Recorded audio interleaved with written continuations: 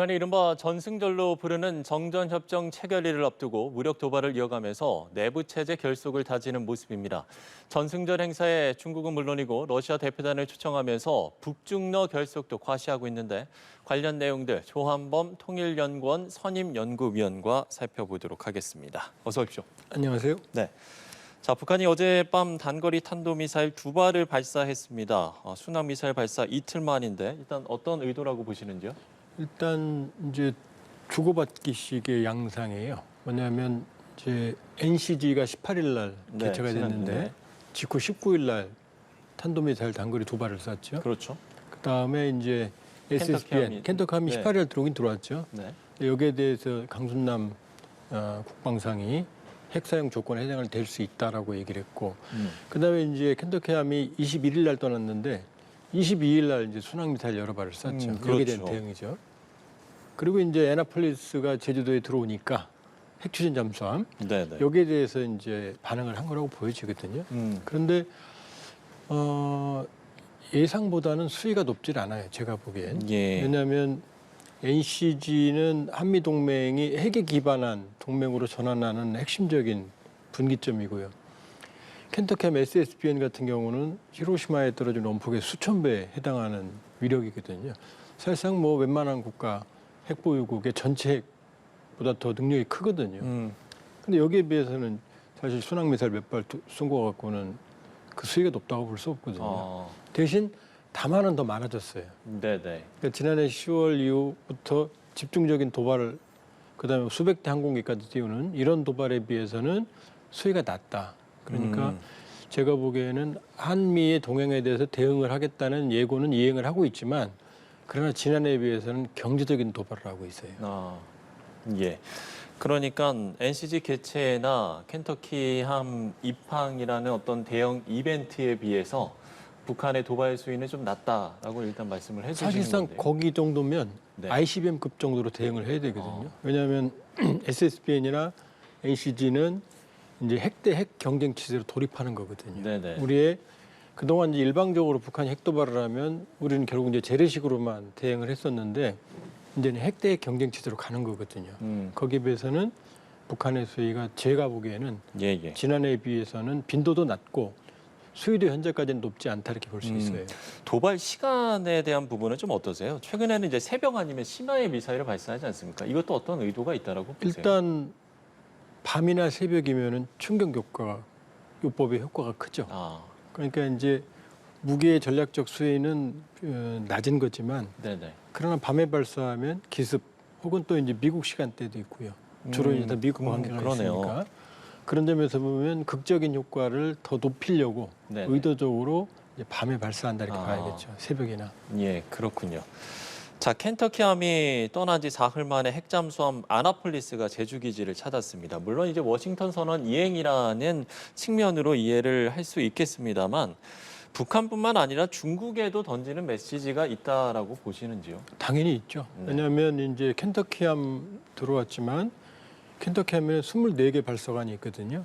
근데 이제 미소 간의 협력에 의해서 전략무기 감축에 의해서 이제 4개 발사관은 이제 폐쇄를 한 걸로 되어 있고요. 20개 발사관을 운영하지만 그 발사관 하나 미사일 한 기당 탄두가 8개에서 14개까지 들어가거든요.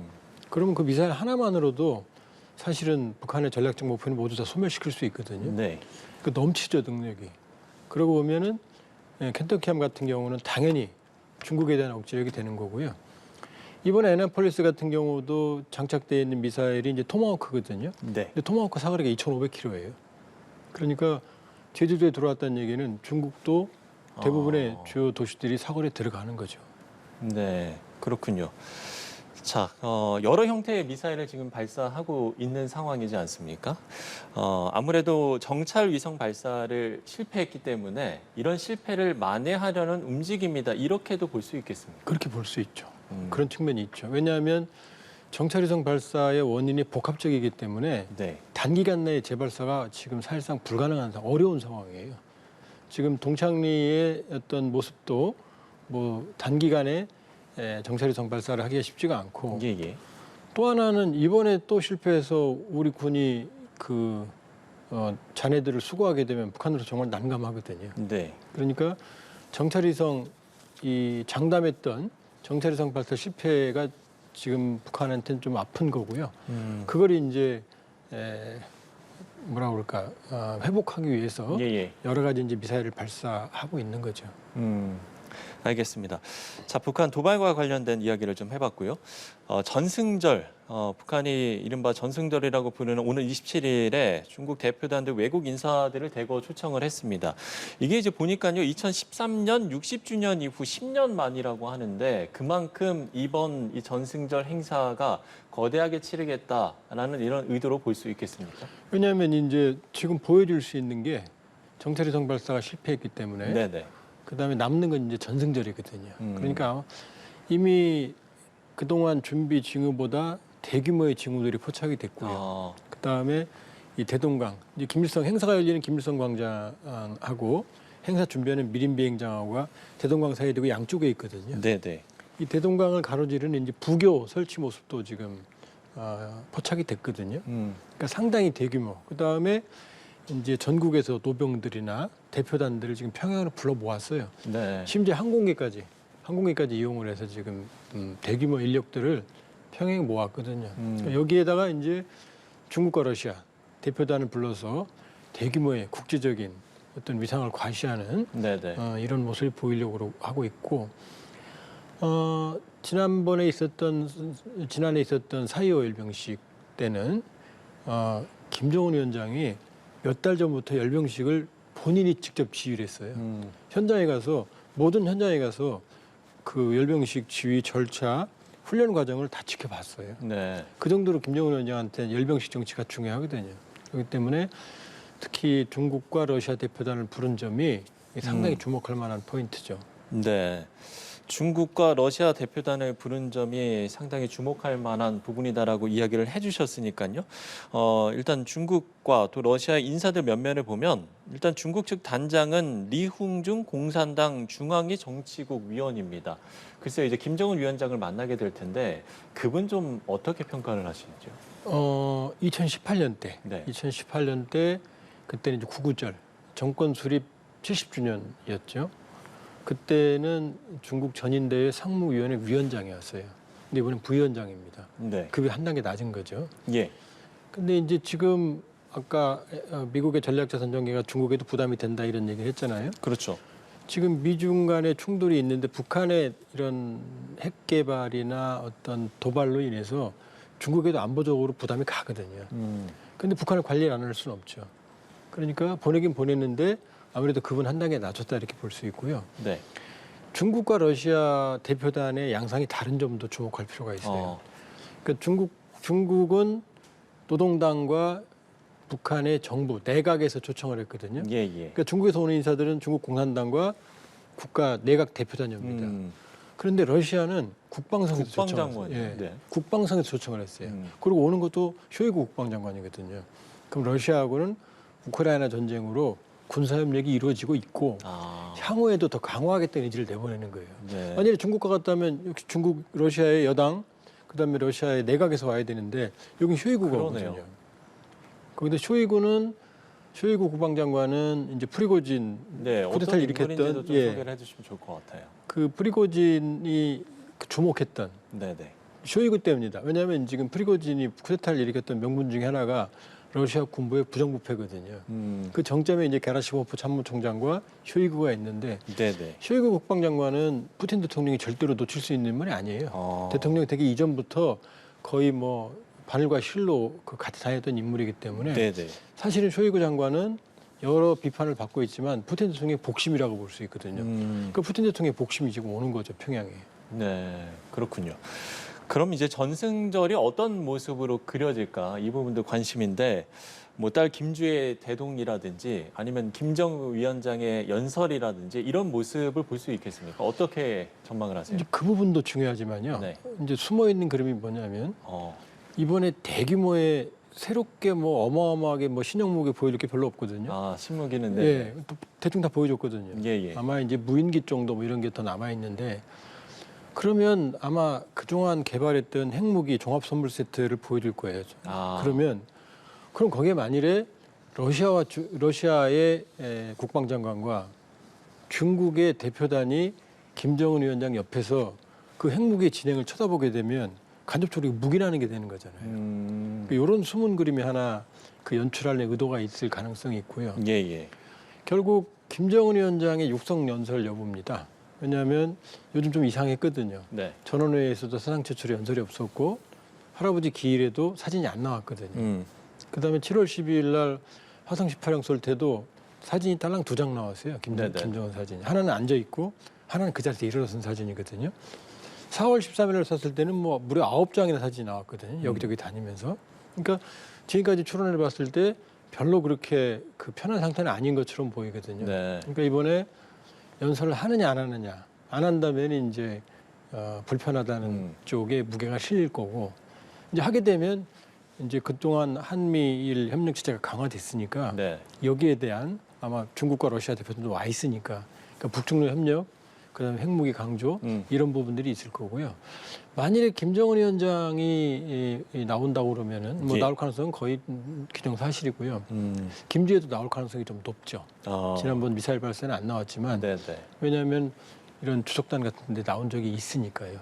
여기다 이번엔 또 특별히 또 정주전이기 때문에 김주의 가능성도 높은 편이라고 볼 수 있죠. 예. 여태까지 이제 우리가 열병식 때 어떤 이제 무기들이 공개될 것인가가 사실 큰 관심이었잖아요. 근데 말씀을 들어보면 이번에 이제 더 이상 신무기로 공개할 게 없다라는 말씀이시고. 5대 전략 목표 중에서 보여줄 건 대부분 다 보여줬거든요. 수중 무기, 해일 보여줬죠. 1형, 2형. 네네. 선악 미사일 사살 1형도 보여줬죠. 그다음에 KN-23, 24, 25 다 보여줬죠. 그다음에 화성 17, 18형까지 보여줬죠.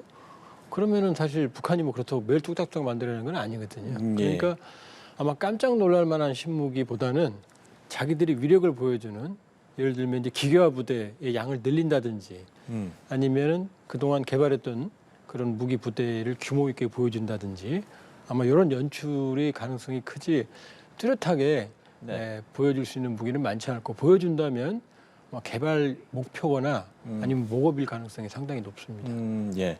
그러면 열병식 전후로 추가 도발에 나설 가능성은 없겠습니까? 지금 북한의 도발 패턴을 보면은 먼저 도발하진 않아요. 그러니까 이 화성 18형 네네. 7월 12일 날 쐈을 때는 리춘희 아나운서가 이랬거든요. 이게 압도적 대응이지만 핵무기 개발의 필수 공정이다 그랬거든요. 어차피 할 거였어요.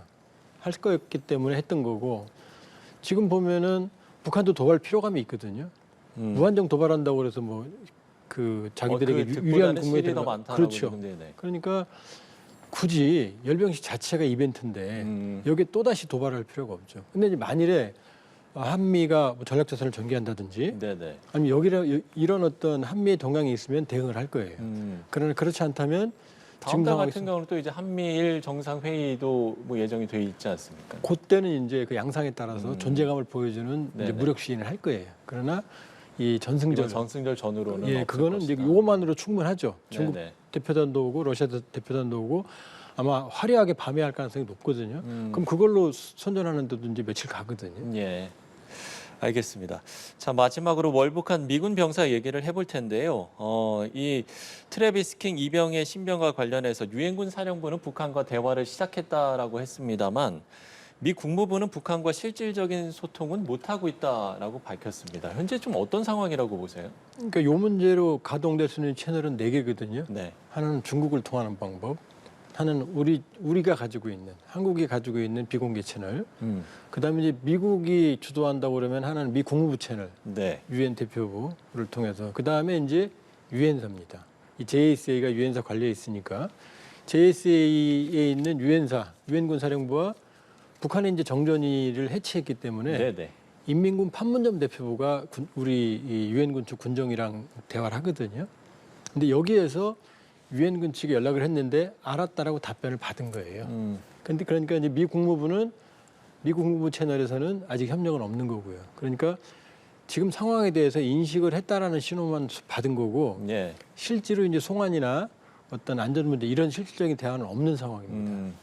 그러면 지금 이제 조사가 이루어지고 있고 이제 이후에는 이제 협상이 좀 이루어질 수 있겠군요. 예, 아마 거의 평양으로 이제 이송이 됐거나 아니면은 이제 코로나 이런 걸로 내부 이동이 좀 어려우면 아마 개성이나 인근에 지금 이제 감금돼 있을 거고요. 네, 예. 여기에 이제 북한의 합동 신문단이 구성되겠죠. 이제 통전부, 인민군 총참모부, 총정지국, 외무성 이 정도는 필수 들어가거든요. 일단 사태 파악을 할 거고 그 다음에 이 트래비스 이병이 그렇게 정치적으로 중요한 인물도 아니고 범죄 소지가 있고 북한으로서도 그렇게 활용 가치가 높은 인물은 아니거든요. 예. 그러니까 아마 시간은 좀 걸리겠지만 북한이 정치적으로 활용하기는 쉽진 않고 그리고 최근에 또 월북한 사람들 그런 사례를 다 모두 송환을 시켰어요.